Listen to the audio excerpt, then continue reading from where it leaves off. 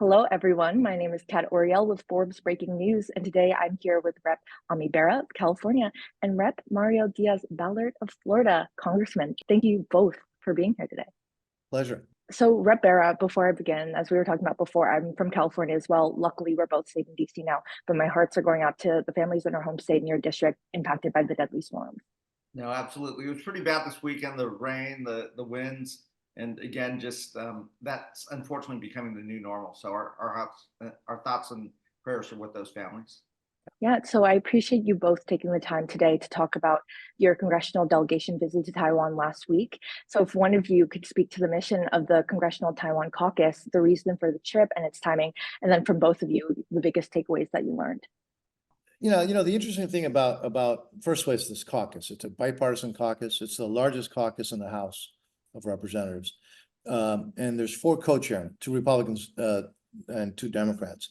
Frankly, while there's a lot of battles and you keep hearing and reading, sometimes, rightfully so, about some of the divisions in DC, there's very strong support for Taiwan. There's always been very strong congressional support for Taiwan.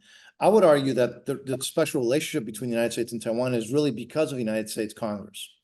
And so they just had an election, which is always a beautiful thing, I think. And so actually the four co-chairs were going to go, two because of things that come up in scheduling, we're not able to make it at the last minute. But Congressman Bera and I were able to go, and we met with, frankly, obviously the outgoing president, the incoming president-elect, and the vice president-elect. We met with the leaders of the two main opposition parties and others, and it was a very, very, I think, interesting set of meetings. And again, an important time for Taiwan, an important time in the region, but also to show that there is very strong bipartisan support for a strong Taiwan and to maintaining a relationship that has been very, very important for the United States, for Taiwan, and frankly, for the entire region. And I agree with everything that Mario said. The Taiwan caucus is the largest caucus in Congress right now, strongly bipartisan. And as Congressman Díaz-Balart said, it really does start with Congress. So it doesn't matter who the president of the United States is, you have steadfast support from the members of Congress. And it was really important for us to go out as co-chairs in a bipartisan manner to congratulate them on a successful election, a successful show of democracy, and again, just reiterate Congress's support for the people of Taiwan and that basic principle that it really is up to the people of Taiwan to choose their own future. So for both of you, what do you think it is that makes this topic so bipartisan with all the division going on in Congress right now? Why are you able to rally around Taiwan? I think it's a fundamental value of democracy, watching elections, individual freedoms. And, Taiwan is in a tough neighborhood with a big neighbor next to them that is doing a lot of saber rattling right now.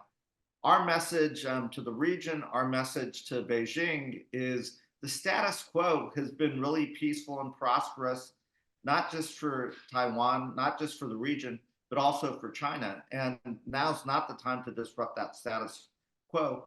But when we think about our own country here in the United States of America, it is based on individual liberties and freedom, and the freedom to choose your own future. And I think that's attractive because we see that bedrock principle in wanting the people of Taiwan to choose their own future as well.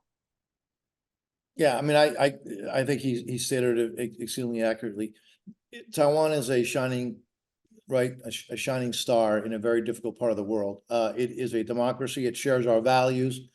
It's a good ally. It's a strong ally. And so while we have a lot of differences in Congress, to your question, there's very strong support, bipartisan support for Taiwan. One of the things that Emmy was saying time and time again during this trip to Taiwan was because we get a lot of questions about the status quo, and I think some of the things, if I may steal this from you, by the way, my friend, is that the United States hasn't changed our position. We haven't changed our policy. We haven't changed the status quo. Taiwan hasn't done anything to change the status quo. Who's trying to change the status quo and who's being very aggressive is Communist China. And so it is important that we stand firm. It's important that we let Taiwan know that they have support from the United States. And the fact that this is a totally bipartisan group led by 2 Republicans, 2 Democrats. But I think I could say rather convincingly, because we talk a lot and we coordinate, is that it's not only that the 4 co-chairs are very close on issues dealing with Taiwan, but the entire caucus. And it's a beautiful thing to see the coordination, the level of coordination that we have. And I think it just shows you the strong level of support that there is for a strong Taiwan that can make its own decisions. We're not here to tell Taiwan who they should elect, who they should vote for.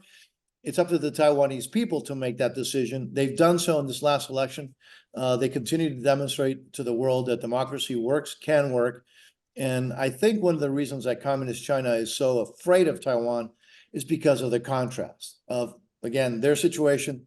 And then just 100 miles away, you have this shining star of freedom, of democracy, of human rights, of a free press, an aggressive free press. Those are things that I think the Communist Party fears, and they demonstrate it every single day.